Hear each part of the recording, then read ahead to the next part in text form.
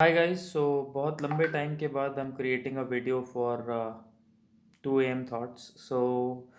आज का वीडियो का टॉपिक बाद में इंट्रोड्यूस करेंगे, पहले एक कहानी से शुरू करते हैं। तो बहुत समय पहले एक साधु महाराज थे।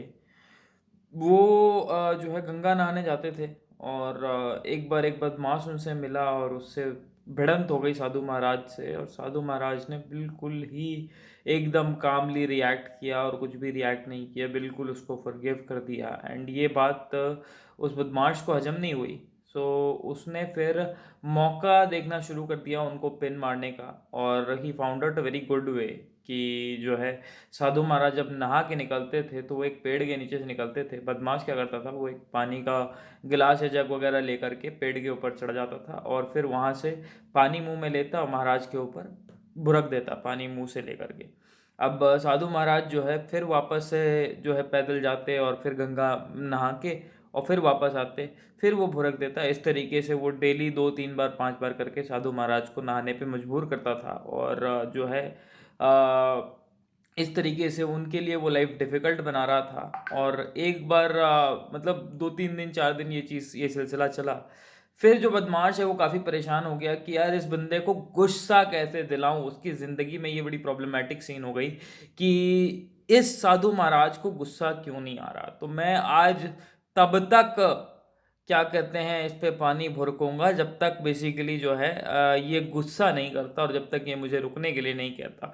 तो फिर ये क्या करता है कि एक दिन शुरू करता है और जो है 80-90 बार जो है साधु महाराज पे पानी इस तरीके से मुंह पे लेके भुरक देता है और वो 80-90 बार वापस से चुपचाप चले जाते हैं, नहा के वापस आते हैं।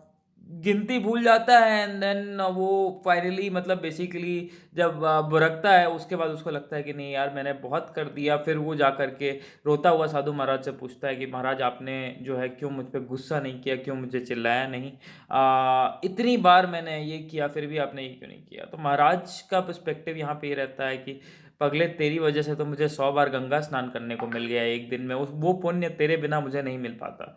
तो यहाँ पर जो है पर्सपेक्टिव की बात है कि देखो अगर न्यूट्रल तरीके से देखा जाए तो बहुत ज़्यादा इनकन्वीनियंस हो रही है। नहाने को हम टिपिकली 10 से 15 मिनट अलॉट करते हैं दिन में।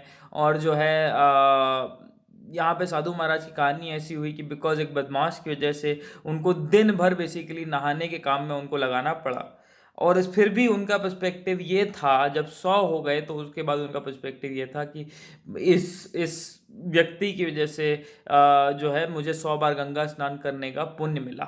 एट द सेम टाइम उस बदमाश का जो है पर्सपेक्टिव ये था कि यार किसी भी तरीके से मैं इसको गुस्सा लेके आऊँ, वो मेरा पर्सपेक्टिव है। तो यहाँ पे पॉइंट ये आता है कि यार ज़िंदगी में कई बार चीज़ें होती हैं और उसको अगर हम एक न्यूट्रल फ्रेम में उस चीज़ को देखें तो चीज़ें अच्छी बुरी लग सकती हैं, मगर it is more about how we receive it कि हम उसको किस तरीके से सोचते हैं, उसको किस तरीके से अप्रोच करते हैं। यहाँ पे साधु महाराज चाहते तो बेसिकली चिल्ला सकते थे, भड़क सकते थे, उसको रोक सकते थे, अपने दिन पे वापस जा सकते थे और इवन एट द एंड वो एक पर्सपेक्टिव रख सकते थे कि ये बदमाश है, इसका कुछ नहीं हो सकता। बट जैसे ही उन्होंने उसको एक काइंडनेस के साथ ट्रीट किया, पॉजिटिव साइड देखा और उस बंदे का तुरंत वो रोने लग गया फूट फूट कर, और जो है उसका ट्रांसफॉर्मेशन वहीं हो जाता है और उसके बाद बेसिकली वो सुधर जाता है। तो पॉइंट ये है कि जो है एब्सोल्यूट फैक्ट में ज़िंदगी बुरी लग सकती है, बट जो स्ट्रगल होता है वो हमारे दिमाग में ही होता है। अगर हम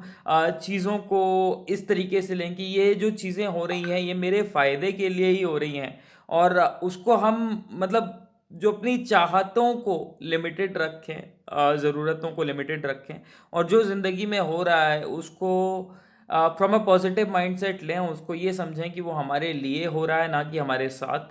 वो हमारे साथ बुरा नहीं हो रहा बल्कि हमारे लिए हो रहा है और इसको अगर हम यूज़ करते हैं तो इससे हमारी ज़िंदगी में पॉजिटिव रिजल्ट आ सकता है। तो वो हो जाता है ये बात कि how you are taking it. So आज का टॉपिक बेसिकली यही था कि जो है it's the struggle is in your head. It's all about what you expect from life, what it actually gives you, and then how you perceive it. So that is today's video. Thank you so much. Now it is going to be over to Abhishek to add his point of view.